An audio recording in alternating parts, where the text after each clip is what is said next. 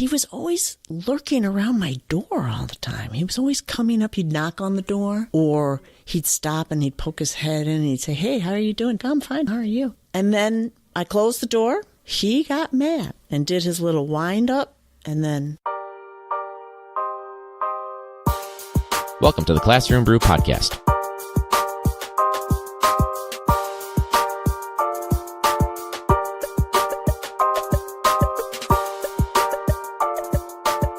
Welcome back to Classroom Brew. This is the podcast. It's going to feel a lot like you're getting a beer with your friends at the end of a workday or work week. This week we have a returning guest, Mary, who you may remember from episodes 22 and 23, where we talked about behavior in the classroom, we talked about teenage angst and all that good stuff, as well as bigger issues that are going on in urban education. But yeah, so thanks again, though, for doing this, by the way. You're welcome. No biggie. We live close, but still, it's a little passion project, so it's nice whenever someone's willing to come on over and waste a couple hours. I think it's kind of fun. Well, that's good. It's an interesting thing to do. Thanks. I appreciate it. Well, it's been a while. I know. When was the last one we did? Well, it would have been, this is 62 and 63. The last one was 22 and 23. Holy cow. Exactly 40 weeks. Well, you've been busy. That's what that means. It was last year, though, right? Mm-hmm. Yes, it was last school year that we did it. That makes sense. And I feel a lot more disconnected this year. I don't know why. It's like one not being right next to you anymore. Proximity. Classroom. Yeah. And you don't need my intervention as much. You don't have as many questions. You figured a lot of stuff out. So thanks. Yeah. Why did they do that again? I want to move it a little bit closer. Yeah. Why did they move you again? I kind of know, but I don't really know. This is a dumb reason. It is. Well, especially when you were saying just before about how there's always an answer for everything. Yeah. And I'm curious too about the whole, is this to unsettle me a little bit? I don't know. I can't imagine they'd want to do that purposefully. But anyway, I'd mentioned to her about the floor in the room, and I showed it to her, and she was unsettled about the floor. Yeah, it was spongy, right? Yeah. When we walked around, she was very unhappy that is a job that had been paid for. Right. Because... When was it done again? So there used to be basically a stage, right? There was a dais with a big cabinet on top of it, and the cabinet had a sink, and it had a stone top, and it had this big electrical thing in it, some electrical panel that they used for chemistry, because that was the whole science ends of the building. So anyway, when I showed her the floor and we walked around, she was very, very unhappy because she's got this punch list of things that she wants to try to do for the building. Some of which are really cosmetic, minor stuff, and then others that are like the big jobs, like the sewers under the building. The hot water is still brown. Have you noticed that? Gross. Yeah. Yeah, there's so many things that are gross about this building. You know what? I love the building. It's a beautiful building. Mm-hmm. But because they've neglected it for so long, I don't know that it's something that is going to come back. That they're going to actually pour money into it. Like, do you know Lindblom? Oh, okay. So it's a big old building. It was like it was the Chicago Public School that Chicago Public School kids went to in that area. And then there was another one, which was DuSable. And it had been a big school, too. Big draw. Older than our building or newer? Lindblom? Yeah. Same era. Okay. Same era, just different architecture. Sure. It's neoclassical, Beaux-Arts, and ours is Prairie style. They threw tons of money into Lindblom, redid the pool, completely gutted the interior, redid the whole thing. And it's one of these sprawling buildings, no campus to speak of. It's in the middle. I mean, it's in the middle of the ghetto. Everything around it is bombed out. So they invested in that, but that was going to become a magnet school, a selective enrollment school. There's very little chance there's going to be a magnet school in our area. Anyway, the idea about the floor, when I was out sick with my nose. That's also why I was like, let's hold off on doing an episode with Mary so that she's got time to recover.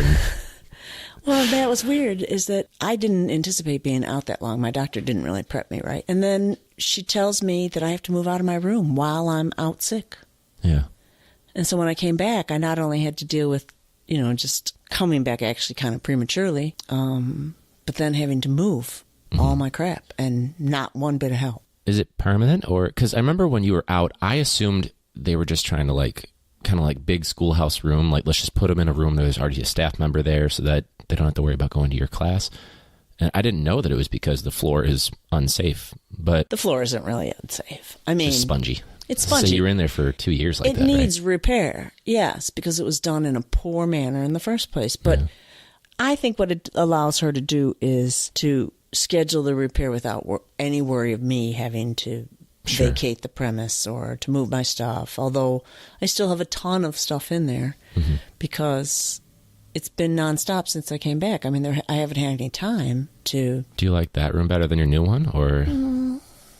It's iffy. It goes both ways. The room I'm in currently, 204, is bigger. It is bigger. Yeah, a lot of windows too. But it's all windows. Yeah. There's very little wall space. And I like wall space. I like to be able to put things up. There's no bulletin boards. I mean, they've got those tiny little, things on the... Which used to be slate. Some of the rooms like that are still like little slate panels. Are they? Like which is dangerous because if it breaks, that's sharp ass slate. I didn't even know that. Okay, so then there's that. And it's cold or boiling hot. Sure. But that is partly the engineer, too. He doesn't know how to run the boiler. I mean, he's really... not yet. Smart guy, he's still adjusting to it. And he's a nice guy. But I think, the previous engineer picked people and gave them kind of preference, and I was one of those people I got. He was always very careful about making sure. He'd come around all the time and say, how's the temp? Yeah. How's the temp? That's kind of how Luis is now. He's coming around and he's like, hey, just checking on everything. Yeah, because he's a nice guy. The room you're in, used to be so hot all the time. She always had to open the windows. And then me, right next door to her, was never hot. And I only had one window to open, so it was tough. But the thing is that when the rooms are super hot, even if you open the windows, then you've always got those kids that can't handle it. Yeah. And they're cold-blooded. They are kind of reptilian, aren't they? Yeah. I was like, can you turn the air on? I'm hot. And then 2 minutes later, I'm cold. And everyone else is like, well, no, now. Yeah, very complainy. There's a lot of, she's needy. Yeah. You know what's funny, too, about the room that I'm in is when I was mulling over my job options, when I was like, I haven't seen a classroom because I didn't do a demo, thank God. I was in the main office. For any of the jobs? How interesting. For the ones I got offers at, 2 of them had a demo, but the other 2 did not. But I hadn't seen a classroom, and so I was like, I just need to find something. And so I Googled it, and I saw a picture of Jim's room on Google Images, and then I found a video that actually you were in, even though I didn't know it was you at the time, where it was some sort of study. I think I've told you about this. And I was like, oh, this is what I can expect from a room. Fast forward to accepting the job. It's the exact classroom that I am in now. So I YouTubed it just to be like, what can I expect? And that's exactly what I got. How interesting. Yeah, funny world. Funny small world. When we were doing this motivational framework thing, she was videotaped. She had a film crew in. And so we would get videotaped in various capacities. Sounds terrible. Well, you can see we're really sticking to it. That's what happens in CPS. It's, like this. Yeah. You're constantly climbing mountains, and then you're trying to figure out how to get down. That sounds because you've been up at the summit for a while, looking around, saying, "Hey, I got up here. Look at me. I'm doing it." And then the program gets dropped, and it's on to the next thing. That's why I'm worried about all these programs are entering into the building now. She has some really good ideas, I think. Yeah. I think she's very commonsensical. That's what I like about her. Yeah. She's not real trendy. Yeah, that's true. Well, and I just, even on a more practical level with the building that we're in, she wants to rehab it, and she also wants, there's so many empty rooms and unused spaces in there. Like the little photography room that we were talking about. Because remember we were looking for maps that one day, and I was like, we should use this for something. That used to be the social studies office. Yeah. But then it was just storage for crap. And junk. It's got old sinks from when it was a photography development thing, and exposed wires that have to be rehabbed. But I was talking to her and I was like, what if we made it into and she said, sound studio? Like, she finished my sentence and I was like, yes, because it's got low ceilings. It's perfect. So little things like, because that's like a little nook and cranny of our building. Yep. And she wants to try to utilize it, which I think is good.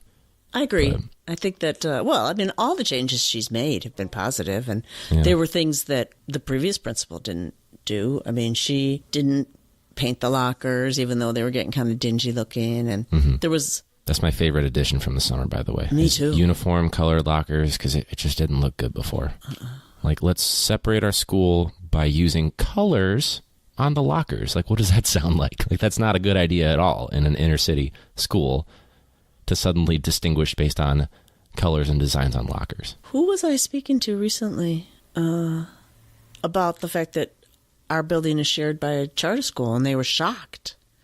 I said, that's pretty common, actually. It's one of the ways, it seems, that neighborhood schools get pressured to close, is that either they have to share a building with a charter school, or the charter school is in such proximity that it really starts to put undue pressure on. Right.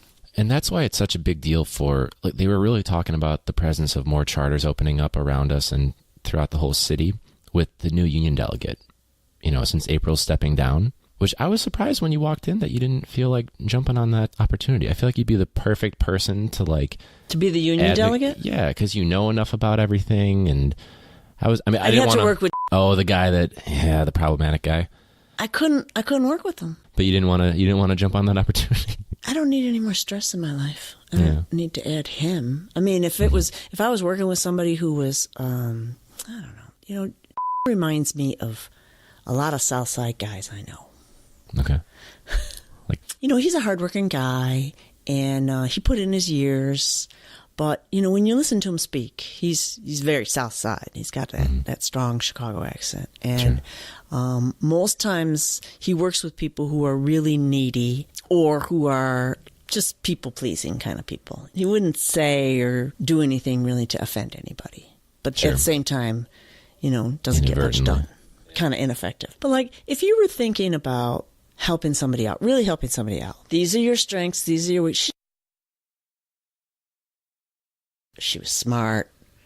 I think she was once a very good teacher with different kinds of students, but she wasn't making the changes that she needed to. And to not help her out that way, he was setting her up to fail. I mean, I helped her out as much as I could, but I had pressure too. Yeah, I heard about the whole apprenticeship that you had with that principal, and it sounds like a nightmare. Yeah, and just the idea that here you're the department head. And it was clear what she wanted me to do was try to push her out. That was clear right from the beginning. Was this like an understanding, like unspoken, or was it just it was unspoken, but that's uncomfortable. Yeah, well, but she did that. She did that with a number of teachers there. Like there was an English teacher. Why push so many people out? I mean, is she really helping things? But it was the same kind of thing where you knew that she had it out for them right from the very beginning. Like I talked about wanting to collaborate with a English teacher because English and social studies goes together very well, and that's the kind of stuff I like to do. I like to do 1 or 2 projects a year where I'm, got something close going on, and we're both working on a similar topic. Right. And immediately, before I even met, they told me that, she's not going to work with you because she's not like that. Right. Okay. Like, wow. Yeah. Before I even knew. Yeah. And this was, of course, before she shit all over me too, so that. Yeah, burn that bridge. Right. This was the other thing too, because you're talking about stress and stuff like that. Because I was really worried that you might not be coming back this year, because I knew you wanted to exit at a certain point, but then there was the issue with the door. So the door. Yeah. The door is just symptomatic of what the culture in the school and who we give our most attention to. And also, for me, it was, you're going to keep this person who supports this kind of behavior in our school. Right. That was probably the part that bothered me the most. Determine how student discipline was pursued, who was pursued. Those kids that she tended to support, it was because, the dean that is, was because she had a personal relationship with the family. Right, a long-withstanding relationship too. And because of that, she couldn't see that in the bigger picture, kids like that were detrimental to the larger culture. Now, the day that it happened, all I know, I don't even remember why I was in the hall. I think I was just making kids go to class or whatever. But what really happened? Because all I saw was... What caused it? Not what caused it, but what was your perspective of it? Because to me, it was just this kid's angry, needs attention. He had an audience watching him, and then he decides to lunge his foot at the big window, which that tempered glass, by the way, did a really shitty job. Yeah. There was glass everywhere when he broke kicked it. The frame. Yeah. Well, from my perspective was, as was common for a certain period of the day, and I think it was sixth period, which was after lunch, there would always be kids who would gather in that hallway, in that large hallway there, and our security didn't do anything about it because our security was that one older man at that time of day because the go-getter was always taking lunch. Right. And then we had the new guy who was, still getting his footing. Yeah, that was a rough few months there. He's a nice guy, but he doesn't know how to be a security guard. Yeah. And apparently he hasn't been trained. That's what I've heard numerous times. He's much better this year. Absolutely. Still a learning curve, but much better. Absolutely. So anyway, that was the situation. And I had gone out in the hall once to scatter them. And of course, the minute you do that, the kids are all over you. Like, what are you, the cops? Are you the security guard? Right. I'm like, no, I'm just trying to have a class. Right. And you're being loud. Oh, and if they claim that you're not their teacher, even though you're still a staff member in the building, they get so mad at you for trying to redirect their behavior. Oh, my God. Sorry, go ahead. It's a weird thing. Yeah, it's very much part of the culture. Yeah. Like if you're not the person in front of them every single day, you are nothing to them. Right. It's so odd. Yeah. I mean, it's the opposite of relationship building.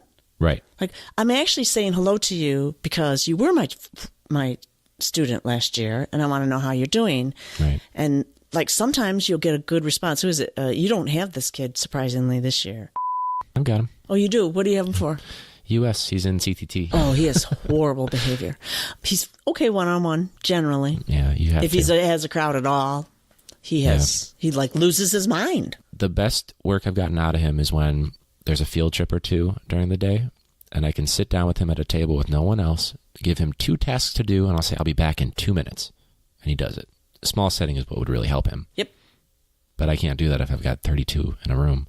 And it's funny you mentioned, like, you could even say hi to some of these kids, but like, and I'll bleep her name, but she was like yelling up and down the hall, and I just asked her, what's wrong? Like, do you need to, like, I didn't have a class at the time. Do you need to, like, come in and, like, de-stress for a little bit? Like, we had a good relationship last year. And she goes, don't fucking talk to me. Go fuck yourself. And I was like, thank you for that. I'm going to close my door now. Like, yeah, well, she's a prime example. That's exactly, I mean, she's said something to me once or twice. I was able to move her out of my civics class last year because she was so confrontational every single day. And it was because it was the same behavior. And, of course, I would correct and mention that behavior, which was tardies, acting like I wasn't in the middle of instruction when she walked in, being disruptive. And then she started to create this entourage. She had like 3 or 4 kids always with her all the time. Because she is a natural leader. But it's just on the dark side. Sure. And anyway, so we got off topic. We were talking about the thing out in the hall. So I had gone out there at least once, maybe twice. And then somebody pounded on the door. And this is during a class, too. Like, it's not like a prep period, right? Nope. Okay. I got a class going on. Okay. It was my senior class. Somebody pounded on the door, and I rose to the bait, and I should have just not gone out to the door. But I did. I went out, and I was like, who was that? Who did that? The same crowd that had been out there that whole time. Right. And I looked around. I'm like, who did it? And I said, was it you? Because you're standing right here. And this was a kid who was not in any of my classes. I didn't have him. I'd never had him as a student. He just had to get through a few more months and could graduate, right? Yeah. And he was always lurking around my door all the time. He was always coming up. He'd knock on the door, or he'd stop and he'd poke his head in and he'd say, hey, how are you doing? I'm fine. How are you? So not negative lurking. He needed some... No, but he was always hanging around. And I had no idea why. And he says, I'd like to take a class with you. And I said, well, you're a senior, aren't you? Or something like that. And then I closed the door, and I guess because I had singled him out, because he was the closest to the door. Sure. And he was out in the hall for the third time I'd been out there telling them to leave. He got mad and did his little wind up and then smashed the door. And those are wide hallways. He backed up all the way and like, ran I'm going to show lunged. her to blame me. Drop kick to the window. Like, that'll show her. The thing is that nothing would have happened. I might have written up that so-and-so and so-and-so and so-and-so were loitering in the halls. Yeah. For however many times, and I kept asking security to come down. Right. Well, then, of course, by the time they came down, the door was smashed in, and I had lost my confidence for the day. Don't blame you there. And had to leave. And then, of course, the dean saying that it was because of the way I talked to kids, that was why my door got smashed in. Yeah, that's my biggest pet peeve. Like, if you weren't there... And I said that, and I addressed that with the principal, and she and I never had a restorative conference. 2 months later, she came up to me and said, "Hey, how you doing?" and then gave me a hug.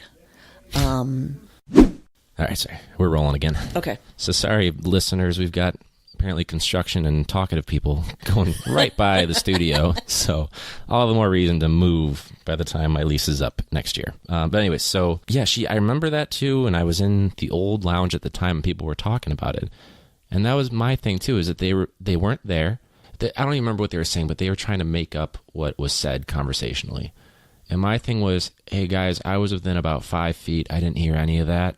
And I still don't know what happened. So like, let's take a step back here. I'm sure I said something like, "What is wrong with them?" I probably said something like that. But I just had my door kicked in. That's nowhere near. Well, and they were saying, I don't even remember what the fake quote was that they were making up, but it was before. Oh, that I said that to the kids? Yeah, and that's where the blame kind of came in. And so. Oh, wait. So the kids said that to. I think they just came up with that, to be honest. I don't think at that time. Because I'd come out in the hall to correct them three or four times. They times. thought the correction was an inappropriate correction. And again, they weren't there. I was close by. I didn't hear that, but I still don't have the full story. And I know they hadn't talked to the kids because I had to follow the main culprit down that staircase right past the water fountains to make sure that he wasn't about to do more damage. That's when he tried to take a swing at me. And I was like, you don't want to try that again, buddy. And then we went to the main office to cool down. I know you went home and then didn't come back for a while, which I'm with you. I probably would have too, because there was no support at all. My big concern was that, and too, she was like, I'm really worried she's not coming back. I really hope she comes back. And I was like, yeah, me too. I love her too. She's good. She's just a sweetheart. She's funny too when she's redirecting these kids. She's just, and no one else hears it. Like, she's just saying stuff to herself. Shit she says about. She'll also, when I'm going to the bathroom or something like that, she's like, you might want to wait a minute. He just came out of there. So, like, you got my back. Thanks. I appreciate it. Yeah. But yeah, I was worried. Well, selfishly, I was worried. Oh, great. If she doesn't come back, now I've got to be department head. Because we were just joking about that on the podcast the last time. That would have broken anybody. Like, I knew it wouldn't break you. I knew you'd come back by the end of the year. But I was thinking this is probably like the final straw. I'm assuming this year's going much better though, right? Like, you happier in the position and. Oh yeah, but it's still. I don't know what to say. I've never done anything in my life for a very long period of time. What do you mean by long period? Because for me, like, this is the longest I've been in 10 years. It's the longest I've ever worked okay. at one thing. That's a pretty good stretch, though. That's a good stretch. It's a long time. I mean, I went into teaching because there was this pension and it was this idea that I would work until I could retire. And I didn't really have any concept of what that meant, how demanding and grueling teaching is. Yeah. Because it's so daily. Right. And not only is it so daily, like I'd done daily stuff, but it had been environments that weren't so difficult. What we do every day is really hard. We are attempting to equalize a completely unequal situation. Right. There is nothing equal about what goes on in our building compared to the larger system, right? I look at my son's school. I was just looking through the yearbook, and that's one of the most diverse schools I've ever seen. the mix of kids that are there. Yeah, it's incredible. That's what you'd want. Yeah, it is. But it's also pretty darn middle class. Mm-hmm. Doesn't really reflect the city. Right. But we deal in environments that are unnaturally poor, unnaturally deprived from social situations, social circumstances that nobody wants to live in, much less a child who's forced to live in it. And then we're given the same menu to succeed and told, here, this is, we're going to judge you and your performance against the same as Jones. Jones is a selective enrollment school. That is the most fucked up thing I've ever heard of in my life. And on top of it, I think we're expected to maintain a social justice philosophy and demeanor that is outside. It's so, the problems are so large that even if you're passionate about it, right, even if it's what you really want, you feel defeated. And I don't know, I don't understand how that can exist. And then, on top of it, to punish the practitioners. Like, why wouldn't they give us the best principles? Why wouldn't they give us the best principles? Why wouldn't they give us the most seasoned security?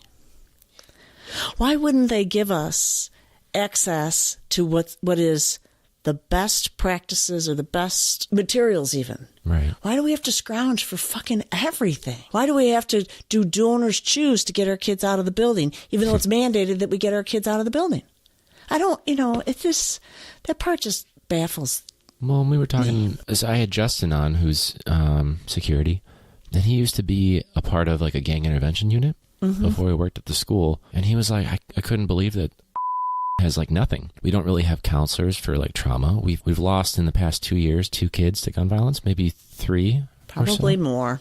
We probably just don't even know. We don't know about. And there's nothing to help support. Like, sure, we have like this weird grant that kind of helps that they don't really loop us in on, but which is, by the way, the same PD we've had every single time. You don't like watching that video 18 different times?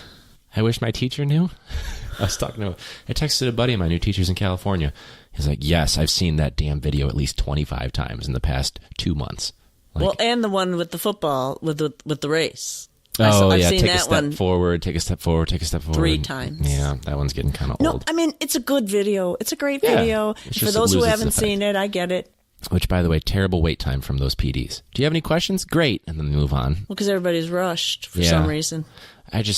Watch this video and then let's share our reactions. Well, what do you mean by reactions? I've reacted to this video 50 times. Like, what do you want me to do here? But right. What would be useful is, but I don't even know that we can do this. Like I hate it when an administrator gets up there and tells us, these kids are homeless and these kids have these issues and these kids have these issues. But by the way, you can't know who they are. Oh, yeah, that's right. Because confidentiality, and we still have to find a way, yeah. So that means that I need to treat everybody the same as though they're traumatized, even though some kids are actually maybe they're traumatized. Not all kids, the boys we were talking about before, right?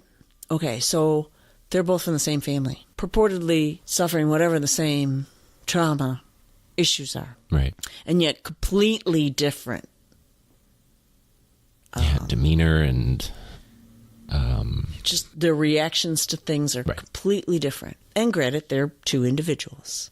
But how do you approach one in a school setting where there's rules and expectations and performance demands, and the other? How do you equalize that? It's just, when you go into some school settings, or the school settings that I used to know and understand, you could have a set of rules and expect to be able to enforce them kind of uniformly. Yeah. And then you would have the occasional issues where something different had to be done. But at our school, it's like we have to individualize every single thing. Really hard to keep track, too. Really hard to keep track. Keep track of how to react and modify and accommodate and... Yeah. Well, because it's from day to day, too. Yeah. I mean, we're getting to that point now where, the Monday insanity, the Friday insanity, right? Sure. Get the Monday and the Friday insanity. Right. At least we don't have Wednesday insanity anymore. Right. It's not as productive because they're angry that it's not a short day, even though every single day is shorter with the new schedule, but they're angry about that. That was the joke I used to have, right? No. Oh, it's Monday, we won't get a whole lot done. And then Tuesday, well, it's still the second day of the week. They're not really ready for it. Well, Wednesday's a short day, so no one's really motivated. And Thursday, they're just ready for Friday. And then by Friday, it's the weekend, so they don't give a shit. That was my thing.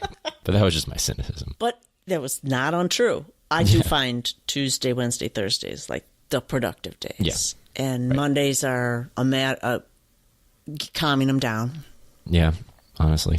And then Fridays are trying to squeeze a little bit of something in before hell breaks loose, especially in the afternoon. Because by the afternoon, things are really starting to go to shit. Which is also when they like to observe us most of the time. That's fun from our network. In the afternoons? Yeah. Yeah, I don't know what that is. They're not morning people. That's what it is. This week's episode of Classroom Brew is brought to you by you. Well, it could be. If you've noticed on social media, we've been posting a lot of video clips with highlights from the podcast. If you would like to check out more of those video clips, or if you would like full-length episodes, then head on over to patreon.com/classroombrew. The hope is that if we can get a few people that feel like supporting the show, we can produce weekly video podcasts instead of just the highlight clips. So if you would like to be a patron or a supporter of Classroom Brew, go to patreon.com/classroombrew. That's patreon.com/classroombrew. It's kind of like when they go around and they say, who's been teaching for 1 or 2 years? Who's been teaching for 5 or 6? Who's been teaching 10 plus? Yeah. And then they go, look at all the hands raised. We have such a variety. People fresh out, people that have been doing it, and people that are like, no shit. Like every time they do that. Yeah, that's just the standard. That's the standard. It's like playing opener. It's like playing the same video every single time, or that's where. That's true. Concern. That's an apt analogy. Oh, that's funny. So when after that incident happened and like the problems with all that, because you came back sooner than I would have. I think it was a week or 2, if even. I was out maybe 5 days. That's fast. But then we also went on break. True. But what was how did you from the day that you said I need time to kind of recharge and get into the right space? What was that process of I'm getting ready to go back because I had someone that's an interesting question. It's a podcast called The Teacher's Lounge with Mrs. G, and she quit her job. She did an entire episode on why she quit, and she took a week off, wasn't getting any support, and it's an elementary school, and it was just a shit show. And so she quit. And then by the next episode, she had a new job, which is great. But she was talking about, I ran out of strategies. As someone that went through one of the most catastrophic events that could potentially happen with a student, I was impressed. Or a non-student. Or not, yeah. Because he wasn't really my student. Right. Never was. Yeah. Never had been.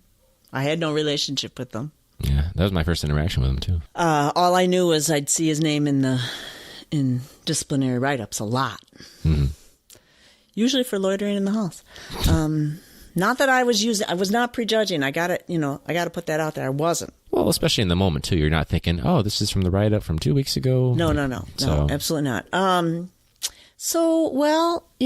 didn't have an alternative. I could have taken more time, sure. Mm-hmm. My experience has been that when you put people in tough situations, like administrators, sometimes they can be vindictive. Mm-hmm. And so I didn't know what that outcome was going to be. Sure. And some of the correspondence I was getting from her via email was that I needed to do this and I needed to do that in order for... When you were taking time, or this was after you came back? While I was taking time. Oh, okay.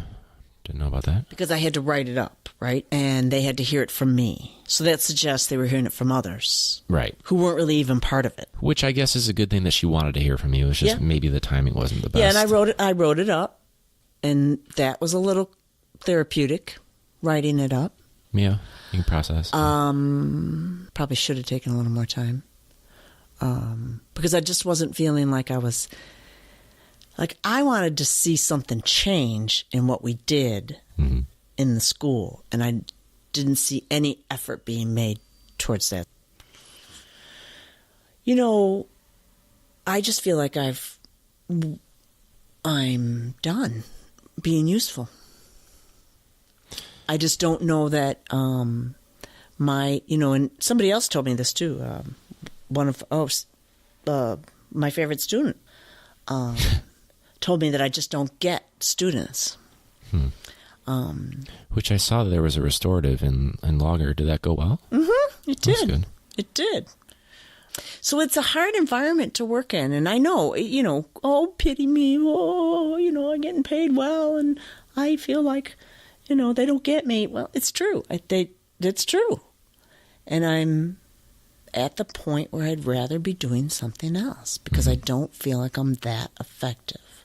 I am with some kids. I think you mentioned that in the last episode, too. You mentioned, I'm running out of little tricks. That was, I think, the direct quote that you had said. It shouldn't be that tricky. Yeah, I'm not teaching sixth graders, right. 6th and 7th graders. Shouldn't have to sell it at every single moment of why we're doing what we're doing. Right. The tolerance that students have for listening to an adult perspective is really low. All right, so at this point, Mary and I decided, you know what, we need a couple of refills before we tackle the rest of the conversations that we wanted to talk about. So, if you haven't already, please make sure you rate and review in whatever app you're listening to. Spread the word. If we can get more people to listen to the show, it can continue to grow. You can also check out patreon.com/classroombrew in case you would like to see more video podcast clips or full-length video podcast episodes. Be sure to check out #TeacherPods and #2PodsAday. And until next week, when we continue the conversation with Mary, class dismissed.